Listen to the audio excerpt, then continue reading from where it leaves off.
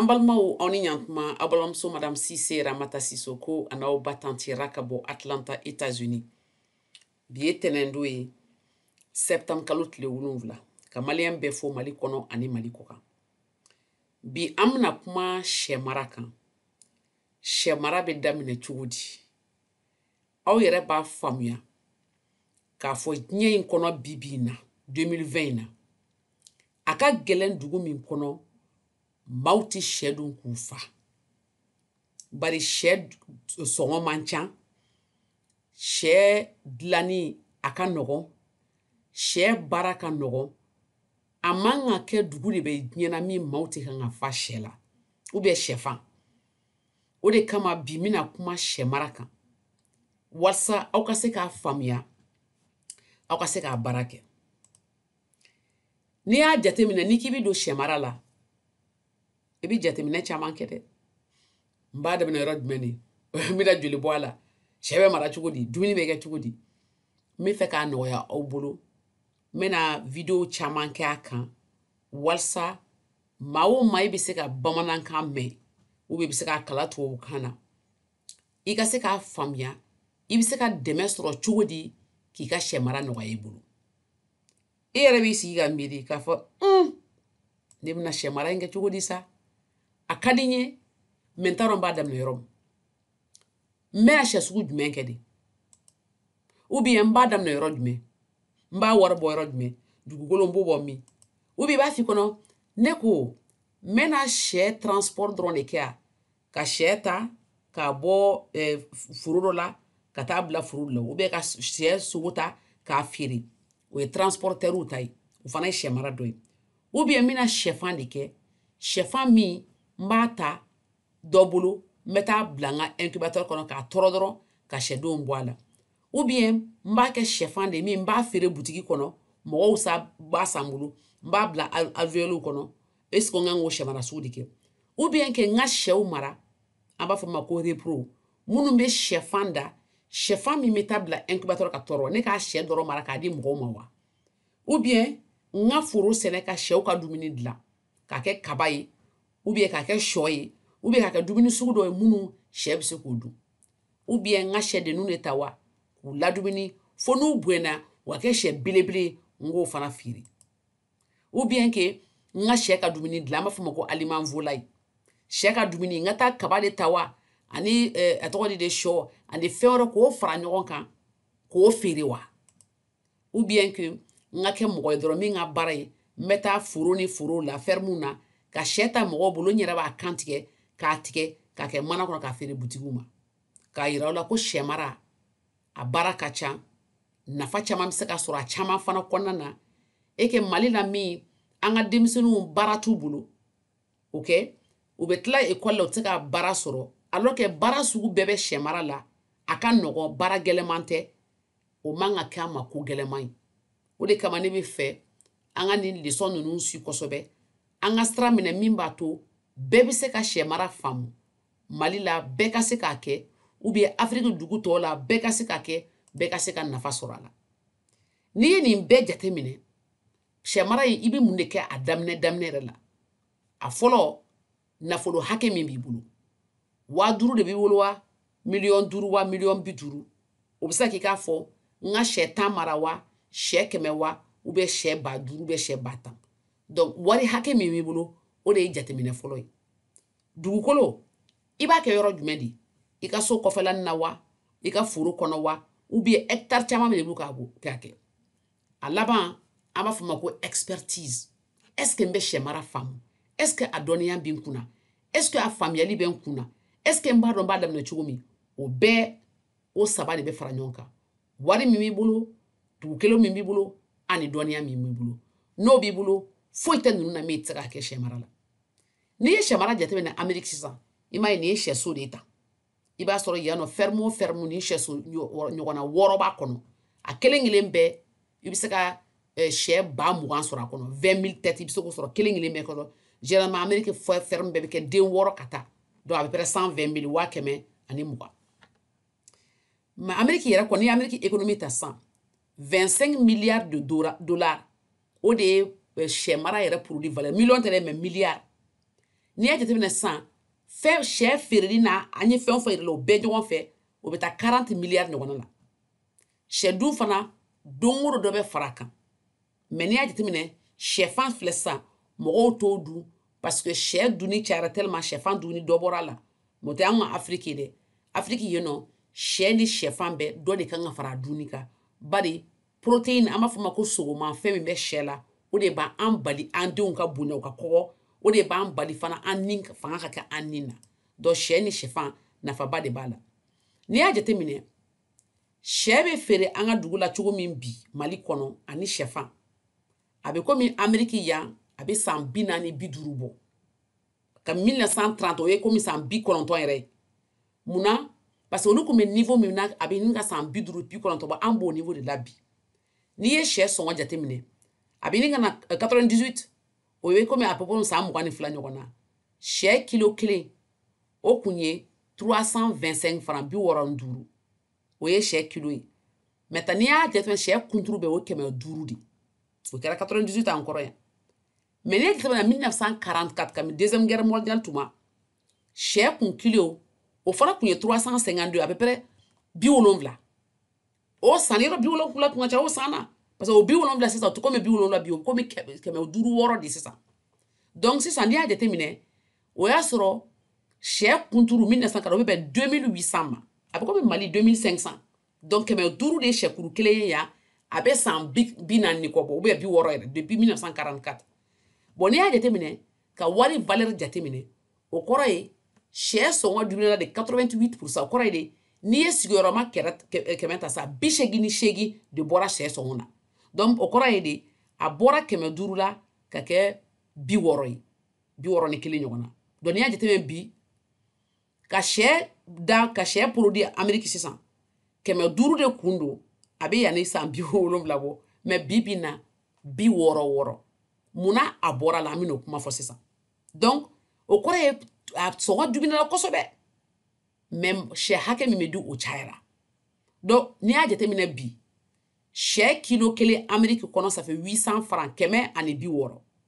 o de ye kilo kelen ye bi bi na o y'a ye fana Ameriki dugu développé mɔgɔw ka sara ka ca ni fɛn fɛnw donc n'i k'i b'o ta Mali yɛrɛ la sa a bɛ fɔ ko sɛ kilo kelen Mali la 25 don a bɛ bɛn o de ma quoi n'i y'a jateminɛ mɔgɔw ka coût de vie la mun de la sɛ sɔngɔ jiginna mun y'o kɛ a fɔlɔ u ye sélection génétique kɛ o kɔrɔ ye u ye sɛ siya ɲumanw de ta k'olu croiser ɲɔgɔn na fo ka siya ɲɛ donc ni min bɛ bu di o bɛ bu caman di ni min bɛ fan da a bɛ fan caman da aw caya caman ye ɲininka ko la sélection génétique k'o kɔrɔ ye di o kɔrɔ tɛ transformation génétique ye dɛ transformation génétique kɔrɔ ye u donna gène kɔnɔ a farikolo yɛrɛ kisɛ ka don kɔnɔ ka jogo dɔw bɔ a la ka jogo dɔw fara a kan mais o ma kɛ nin na dɛ u y'a ta dɔrɔn ka ɲumanw ta k'olu don ɲɔgɔn na ka ɲuman wɛrɛw ta k'olu croiser fo ka se o na amélioration génétique du potentiel génétique o de y'a to sɛ siya de ɲɛna minnu bɛ bu ta u bɛ bu caman ta minnu bɛ fan da u bɛ fan caman ta filanan sɛw ka so u ye so ɲuman jɔ u ye ka chauffage ɲumanw k'a kɔnɔ k'a saniya o y'a to sɛ fana kɛnɛyara u bonyana u ye fan caman da sabanan y'u ka dumuni ye dumuni de ɲɛna o de y'a to bɛ fɛn naaninan bana vaccin kɛra ani furaw sɔrɔla minnu bɛ se ka banaw nɔgɔya intégration verticale n y'o ɲɛfɔ n ka video kɔrɔ la o kɔrɔ ye compagnie kelen de bɛ fɛn bɛɛ kɛ mɔgɔ kelen tɛ dɛ mais compagnie kelen o kɔrɔ jama de bɛ fara ɲɔgɔn kan k'a fɔ an de bɛ dumuni dilan k'a bila incubateur kɔnɔ sɛden bɛ bɔ an bɛ sɔrɔ k'a di dɔ ma o b'a lamɔ n'o y'a lamɔ an yɛrɛ b'a ta an bɛ taa faga an ka abattoir la an b'a tigɛ an bɛ taa feere butigi la donc a chaîne bɛɛ de contrôler don an b'a fɔ o ma ko intégration verticale maintenant ingénierie agricole o kɔrɔ ye de machine kuraw de bɔra minnu bɛ se ka baara nɔgɔya fermiers ye donc machine kura minnu bɔra recherche fana bɛ kɛ a bɛ komi Mali la sisan ni mɔgɔ minnu bɛ sɛ mara u ni IPR ou bien centre de recherche kan ka baara kɛ dumuniw ka ɲi ou bien a ma ɲi so ɲɛna ou bien a ma ɲi ou bien dumuni minɛ minnu bɛ kɛ pour que sɛnɛkɛlaw olu ni scientifique élèves maîtres ni fɛnw u ka se ka baara kɛ ɲɔgɔn fɛ k'a lajɛ ani élèves ni étudiants pour que mun ma ɲi mun ka ɲi u ka se k'o fara ɲɔgɔn kan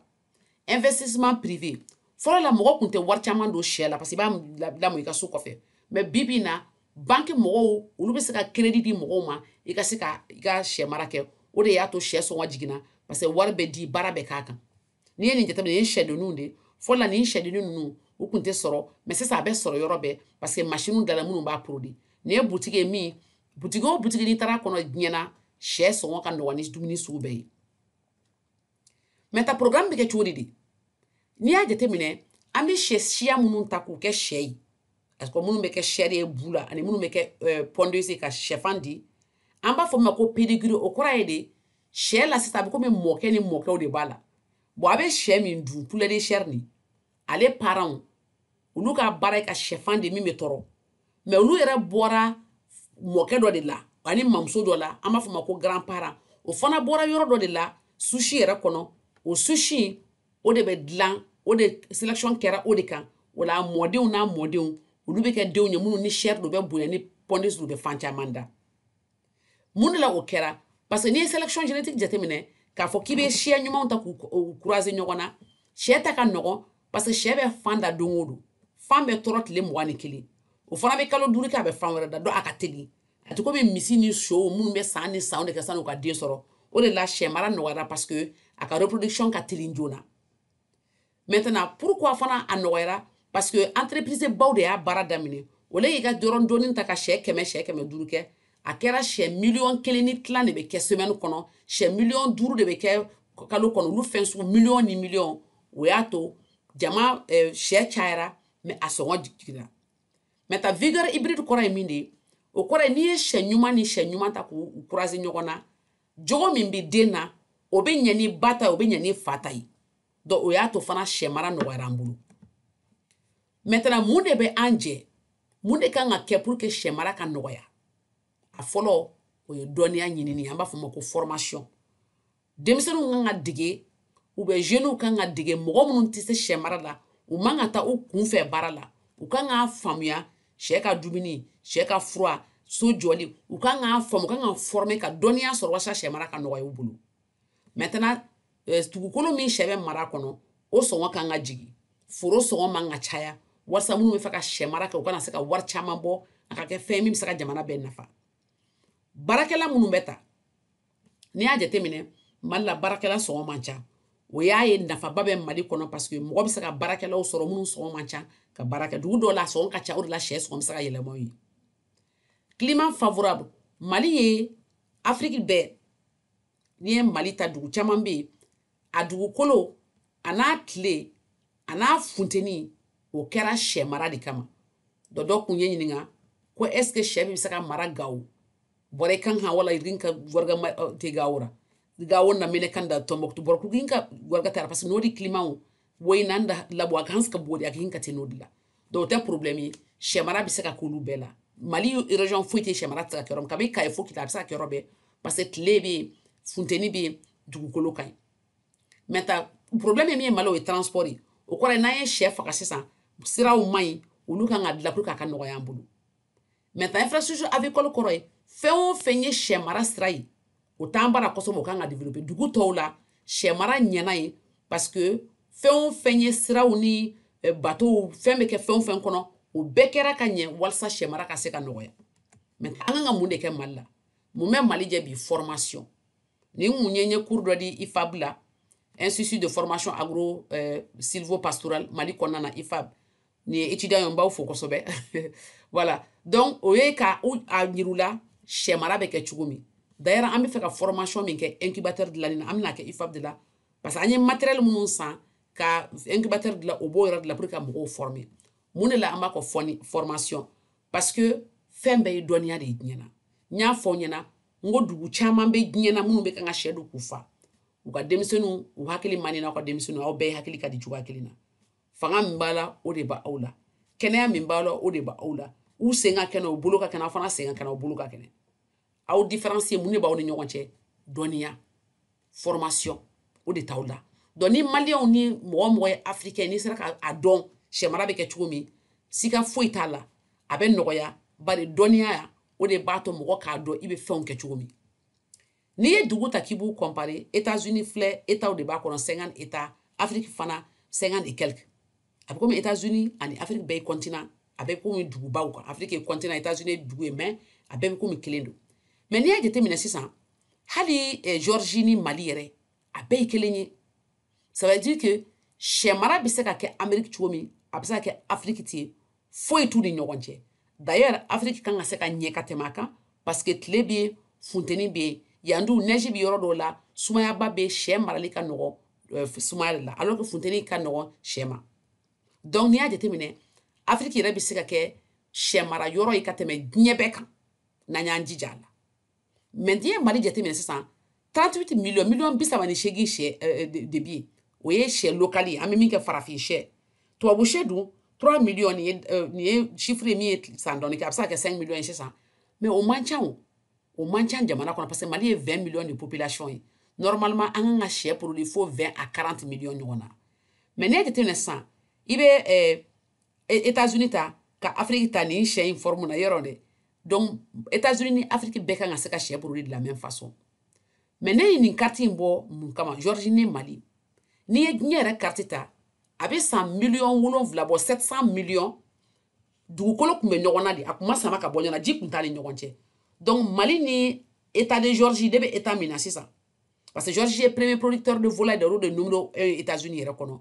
Mali ni Georgie ka surun ɲɔgɔn na parce que a bɛɛ dugukolo de min ji de don ni ɲɔgɔn cɛ o kɔrɔ ye sɛ bɛ se ka mara yɔrɔ bɛɛ la maintenant an bɛ se ka mun de kɛ pour que Malien bɛɛ ka fa sɛ la an b'a fɔ o ma ko autosuffisance alimentaire an kan ka min kɛ fɔlɔ o kɔrɔ ye sɛ mara industrie an kan ka se ka an fasa don o la kosɛbɛ bari aw yɛrɛ ɲɛ bɛ sɛsoni minnu jɔjɔlen ma ani min b'i gosi fɛ o ye Amérique ta ye kelen tɛ munna parce que yan nɔ u y'a jateminɛ ka wari don a la ka dɔnniya don a la ka fɛn bɛɛ don a la an bɛ se k'o fana kɛ Mali la koba tɛ parce que n'i y'a jateminɛ ji b'an bara tile bɛ yen dugukolo ji jukɔrɔ yɛrɛ min b'anw bara a ka gɛlɛn a bɛ yɔrɔ min tiɲɛna an bɛ se ka mun kɛ n'an y'o kɛ an bɛ se ka baara créer jeunes ye an bɛ se ka baara di denmisɛnninw ma parce que denmisɛnninw ka baara taɲa o ye problème ba de ye alors que dugukolo bɛ yen ji bɛ yen tile bɛ yen denmisɛnninw bɛ yen kalo bɛ yen fiɲɛ bɛ yen fɛn bɛɛ bɛ an bara fo dɔnniya o dɔnniya o de b'a to denmisɛnninw bɛ baara sɔrɔ wa sɛ mara bɛ se ka k'o sababuya ye o ka se ka sabati maintenant n'i bɛ fɛ i ka sɛ mara daminɛ i b'a kɛ cogo di planification des affaires n'i ka business i b'a créer cogo di a fɔlɔ ye a ŋaniya n'a hakili ka k'i la fɔlɔ est ce que a ŋaniya b'i la a hakili b'i la n'i y'o kɛ i b'a dɔnniya ɲini n'i y'a dɔnniya sɔrɔ i b'a sɛbɛn papier kan ayiwa ne bɛ fɛ ka nin kɛ n bɛ fɛ ka nin kɛ i bɛ min kɛ fana i bɛ taa base de données ta o kɔrɔ ye Mali la sɛ joli bɛ yen sɛfan joli bɛ yen sɛw bɛ bɔ yɔrɔ jumɛn ka t'o ɲɛɲini i yɛrɛ ka dugu la n'i bɛ dugu o dugu la n'i bɛ Tɔnbɔkutu bɛ Gawo i bɛ se k'a ɲɛɲini k'a fɔ par exemple ne ko sɛdenw bɛ sɔrɔ yɔrɔ jumɛn donc il faut que base de données ka k'i bolo Mali kɔnɔna na o bɛ yen déjà k'a fɔ nin sɛ hakɛ de bɛ na nin sɛden hakɛ de bɛ na nin couveuse hakɛ de bɛ yen i kan k'o ɲini k'o dɔn après i kan k'i ka budget kɛ joli de bɛ n bolo k'a investir nin na n bɛ se ka wari joli bɔ nin na donc maintenant i kan ka i ka entreprise i bɛ fɛ ka business kɛ cogo min n'o y'a sɔrɔ i b'a kan déjà i kan ka se ka calcul kɛ k'a sɛbɛn n ye sɛ san joli n y'a feere joli n ye dumuni san joli essence banna moto ma joli n ye dumuni tilela de yɔrɔ jumɛn k'o fara ɲɔgɔn k'a lajɛ est ce que i bɛ kan ka baara min kɛ tuma b'a la parce que n y'a fɔ ye n ko aviculture o kɔrɔ ye i bɛ sɛ kɔnɔ mara sɛ dɔrɔn tɛ kami b'a la sɛ b'a la kule b'a la pigeon b'a la fɛn o fɛn n'i y'a mara n'a bɛ nafa s'i ma e ka a nafa o kan ka kɛ adamadenw ka dumuni ye ou bien fɛn min adamaden ma utiliser an b'a fɔ o ma ko aviculture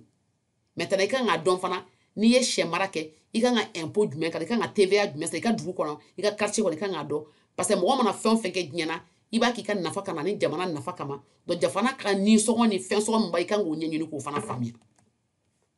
mun de la an b'a fɔ n ko i ka fɛnw sɛbɛn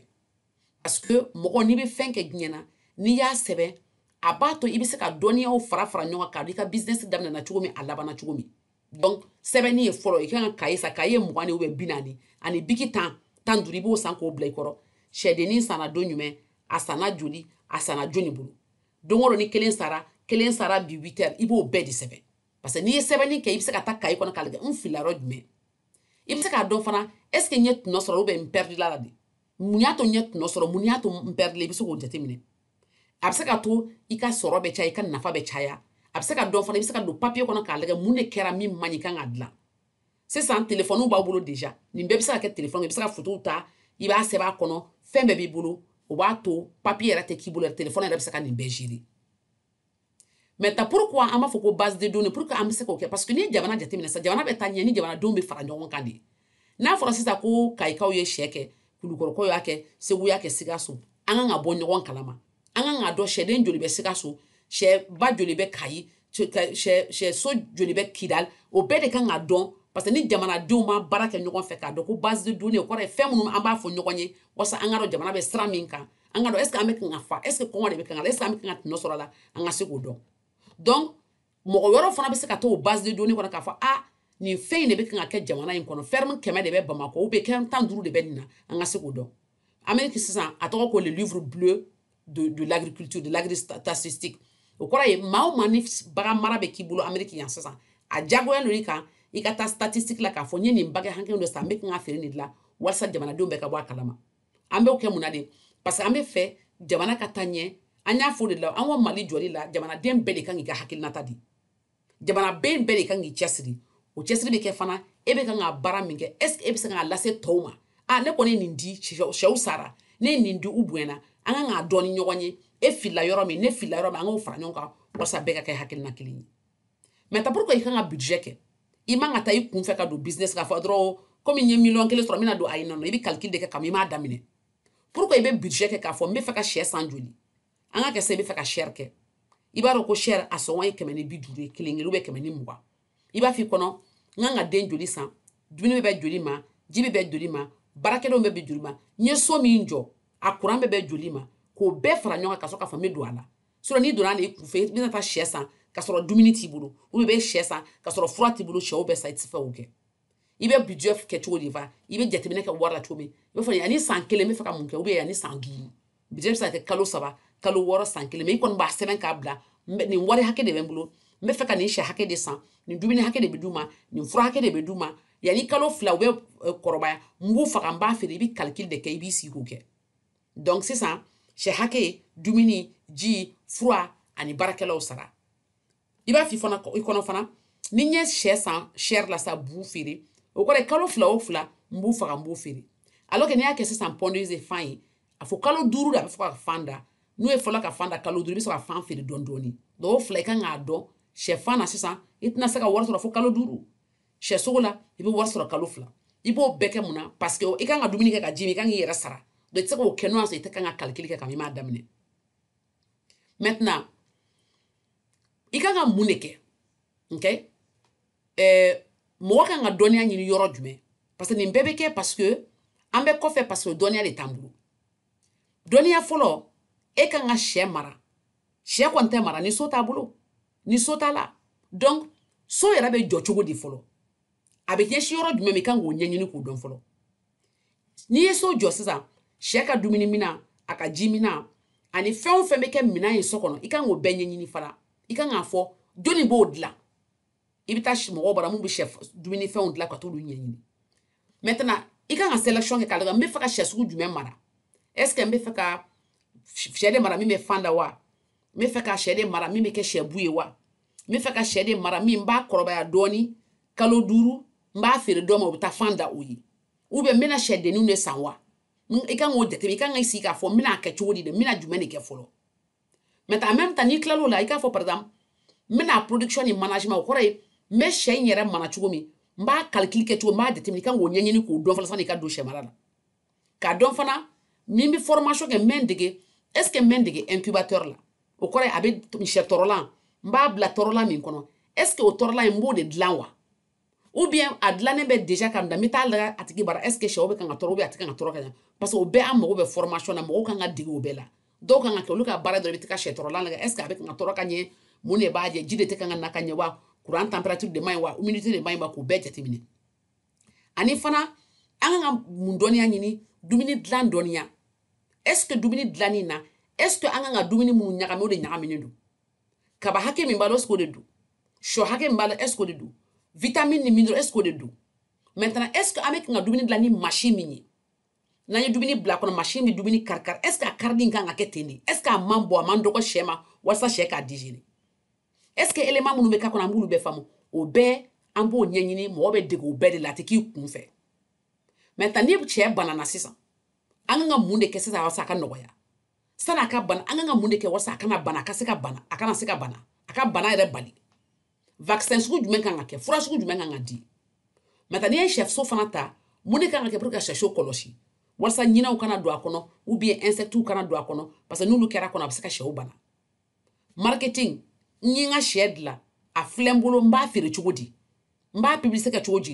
n bɛ taa yɔrɔ jumɛn n bɛ taa restaurant de baara ka taa f'u ye wa muso minnu bɛ feereli kɛ kari kɔnɔ n bɛ t'olu de baara wa n bɛ kayi ni bigi ta ka taa muso 100 ɲini Bamakɔ kɔnɔ ou bien Sikaso ou bien Segu kɔnɔ ou bien Moti kɔnɔ k'a fɔ n mago bɛ muso 50 la minnu bɛ sɛ feere kabi sɛ bɛ kan ka lamɔ fitinin n bɛ t'u bara a karisa ne sɛ de bɛ ne bolo yanni kalo kelen kɛ sɛ 50 bɛ bɔ o b'a fɔ n mago bɛ 5 la tan i b'o sɛbɛn i bɛ taa o la n'aw sara don min i bɛ taa dɔrɔn i b'a fɔ a filɛ n y'u faga bi a filɛ nin o bɛɛ bɛ mesure ka jateminɛ ou bien n bɛ taa restaurant bara hôtel ni restaurant ka taa f'u ɲɛna n ka sɛ a bɛ bɔ nin don in e mago bɛ joli an mago bɛ 150 i b'o bɛɛ fara ɲɔgɔn kan donc nin bɛɛ de bɛ jateminɛ i bɛ former i bɛ nin dege nin bɛɛ de la sani ka don o la n'i donna i tɛ sɛgɛn a la mais n'i bɛ fɛ ka sɛ mara kɛ sisan i ka fɛn fɔlɔ ye mun de i b'a kɛ yɔrɔ min est-ce que foro b'i bolo wa est-ce que so b'i bolo wa a kan ka kɛ yɔrɔ la min i ni sɛ dumuni ka dumuni man jan mɔgɔ minnu bɛ sɛ dumuni dilan ou bien foro man jan min bɛ se ka sɛ ka dumuni bɔ k'a dilan i man ka jan ɲɔgɔn na kosɛbɛ i man ka kɛ fana baarakɛlaw t'i bolo parce que n'i ye sɛ mara kɛ ni baarakɛla ma dege baarakɛla tɛ se ou bien ni baarakɛla ma former formation tɛ a ka mara sɛ dɔrɔn a ka sɛ mara dɔrɔn dege dɛ formation in fɛ est-ce que maa ladirilen don est-ce que mɔgɔ hakili sigilen don est-ce que mɔgɔ don min bɛ tiɲɛ f'i ɲɛna o formation main d'œuvre de ka former ka se ka mɔgɔ ɲɛnaman sɔrɔ dugukolo ɲɛnaman b'i bolo o kɔrɔ a dugukolo ka ɲi ji tɛ jɔ a yɔrɔ kɔnɔ parce que ni ji bɛ jɔ yɔrɔ min a bɛ se ka sɛso bin maintenant est-ce que e yɛrɛ maa minnu bɛ baara kɛ sɛso la est-ce que so b'u bolo ka vie ye parce que sɛso filɛ nin ye n'i bɛ sɛ mara i tɛ se ka taa k'a to hali n'i taara sufɛ i bɛ segin ka na so dɔ kan ka kɛ min ye dɔ bɛ vie a kɛrɛfɛ o tigi man jan la est-ce que sira min bɛ se ka sɛ so yɔrɔ la i ka foro la est-ce que a sira ka ɲi est-ce que dingɛw t'a kɔnɔ i b'o bɛɛ de jateminɛ sira ɲumanw don wa maintenant n'o y'a sɔrɔ sisan jinɔgɔw fana bɛ yen jiw sigi sigilen parce que ni jinɔgɔ bɛ a bɛ na ni soso ye a bɛ na ni insecte a bɛ na ni ɲinɛ ni jakumaw ye olu bɛ se k'i ka sɛso tiɲɛ ani wala est-ce que courant b'i bolo a yɔrɔ la i bɛ nin bɛɛ de fɔ sani k'a daminɛ ka jateminɛ kɛ i yɛrɛ ye awa yɔrɔ bɛ n bolo baarakɛlaw bɛ n bolo a dugukolo ka ɲi dɔ baarakɛla ka soni b'a kɛrɛfɛ sira ka ɲi n bɛ se yen cogo min jinɔgɔ tɛ yen courant bɛ yen o la i bɛ se k'a fɔ n bɛ se k'a daminɛ mun de la an bɛ fɛ k'a fɔ ko sɛ mara kan ka kɛ business ba de dugu kɔnɔ maintenant sɛ mara ka ɲi komi business ba a bɛ se ka kɛ Afiriki a bɛ se ka kɛ Asie a bɛ se ka kɛ Australie sɛ bɛ se ka mara yɔrɔ bɛɛ sɛ sugu jumɛn bɛ se ka mara sɛfan sɛ sogo ani fana kule fana bɛ se ka mara ou bien fɛn tɔngɔnɔ bɛ se ka mara kɔnɔ sugu caman bɛ se ka mara donc komi n y'a fɔ cogo min i b'a kɛ yɔrɔ min i ka baarakɛlaw dugukolo i b'o bɛɛ de jateminɛ sani i k'a daminɛ maintenant n'i ye a daminɛ fana i b'a kɛ entreprise sugu jumɛn ye a bɛ se ka kɛ i yɛrɛ kelen de bɛ ka i ka sɛ maranin kɛ sɛ 500 sɛ 1000 ou bien i bɛ se ka kɛ incubateur de b'i bolo incubateur sɛdennin sɛfan 100 bɛ se ka k'a kɔnɔ ou bien 50 i bɛ se k'o jateminɛ a bɛ se k'i yɛrɛ ka entreprise fitinin dɔ bɛ yen i bɛ aliment dilan ou bien i bɛ aliment transformer ou bien i bɛ fɛnw kɛ pondeuse kɛ ou bien i yɛrɛ b'i ka ferme dɔ kɛ a bɛ se ka kɛ fana i ye compagnie ba dɔ ye aw caman fara ɲɔgɔn kan ka kɛ compagnie ba dɔ min a b'a bɛɛ kɛ ka m'a daminɛ f'a laban o fana ye forme d'organisation ye min i yɛrɛ bɛ se k'o jateminɛ k'a fɔ ne terikɛ dɔ bɛ yen ale bɛ se nin na ne bɛ se ka fara kan an bɛ se ka fara ɲɔgɔn kan ka se ka nin baara kɛ donc i kan k'o décider sani k'a daminɛ n kelen de bɛ n den k'a kɛ wa ou bien ni jama bɛ fara ɲɔgɔn kan recherche ye min yira diɲɛ na yɔrɔ min jama bɛ fara ɲɔgɔn kan nafa b'o la baraka b'o la donc hali sisan nin formation kɔnɔ n bɛ mɔgɔw hakili jigin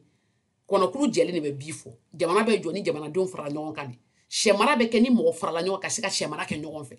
e bɛ dumuni dilan ne bɛ nin dilan an bɛ ɲɔgɔn dafa o kan ka se ka baara nɔgɔya maintenant n'i y'a jateminɛ sisan Amérique kɔnɔna na sɛ marala minnu bɛ yan olu semaine o semaine olu bɛ 1 miliyɔn ni kɔ sɛ de bɔ o ye comme compagnie dɔ ye par exemple compagnie baw olu bɛ 1 miliyɔn chaque semaine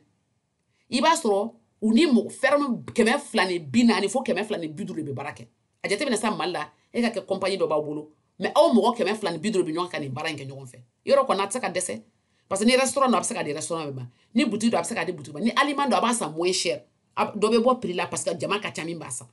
donc Amérique kɔnɔ n'i y'a jateminɛ compagnie min bɛ yen a bɛ compagnie 30 bɔ minnu ka baara ye ka nin baaraba ninnu kɛ ɲɔgɔn fɛ donc olu bɛ tɛ ka sɛ caman kɔnɔ caman ta k'a di ɲɔgɔn ma ka baara kɛ ni ɲɔgɔn ye ka se ka baara dafa n'i ye par exemple n'i ye compagnie ta Amérique sisan minnu bɛ 1,3 million ninnu kɛ par semaine kɛ i b'a sɔrɔ 50 hectares ɲɔgɔn b'u bolo ok i b'a sɔrɔ so b'u bolo i b'a sɔrɔ cuveuse b'a la u bɛ taa sɛ faga yɔrɔ min abattage bɛ yen dumuni dilan yɔrɔ bɛ yen camion b'u bolo ani fɛn misɛnw u b'o bɛɛ de kɛ ɲɔgɔn fɛ walasa baara ka nɔgɔ mobili tala u b'a ta kɛ ni dumuni dilanna b'a ta ka bɛɛ bɛ fara ɲɔgɔn kan comme entreprise kelen calcul bɛ kɛ comptable b'a bolo k'a fɔ nin ye nin don nin ye nin kɛ a bɛ baara kɛ ɲɔgɔn fɛ danaya de b'o kɛ maintenant n'i y'a ta sisan compagnie fana la sɛ la entreprise sugu jumɛn de bɛ yen i b'a sɔrɔ par exemple reproducteur bɛ yen o kɔrɔ ye de minnu bɛ fan da fan ka tɔɔrɔ ka kɛ den ye fan tɛ dun dɛ a bɛ tɔɔrɔ de ka kɛ den ye donc o bɛ kɛ cogo di o bɛ kɛ de reproducteur a bɛ se ka kɛ sɛ ye a bɛ se ka kɛ pondeuse bon n'i y'a jateminɛ sisan diɲɛ bɛɛ kɔnɔ reproducteur ye 5,5 millions dɔrɔn de parce que sɛ bɛ comme des milliards mais grand parents man ca mais parents yɛrɛ la minnu bɛ fan da fan min bɛ tɔɔrɔ o ye 500 millions dɔrɔn de diɲɛ bɛɛ kɔnɔ 500 millions alors que sɛ yɛrɛ ye des milliards de ok donc ça veut dire que nin man ca diɲɛ na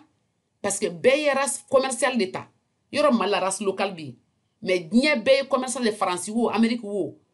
Asie wo sɛ sugu kelen de bɛ bɛɛ bolo a bɛ komi ni Coca Cola ta ou bien Pepsi ta bɛɛ bɛ boisson kelen de min bɛɛ bɛ Sprite dɔn n'i taara Faransi boutique o dugu la i taara Mali la Sprite bɛ yen Coca bɛ yen pourquoi parce que o compagnie y'a kɛ a mɛnna a kɔnɔna na a ye n'i ye sɛ ta sisan a ye sɛ ɲuman dilan sɛ in sogo ka ɲi a fɛn bɛɛ ka ɲi bɛɛ b'o de kɛ bɛɛ b'o de dun diɲɛ na donc a ma se mɔgɔ ka t'i yɛrɛ sɛgɛn ka taa couche caman ta k'o da mais ni race locale bɛ yen n'u y'a croiser comme par exemple Mali la sɛw bɛ yen quoi kɔkɔ sɛ ani sɛ wɛrɛw bɛ yen trois quarts ninnu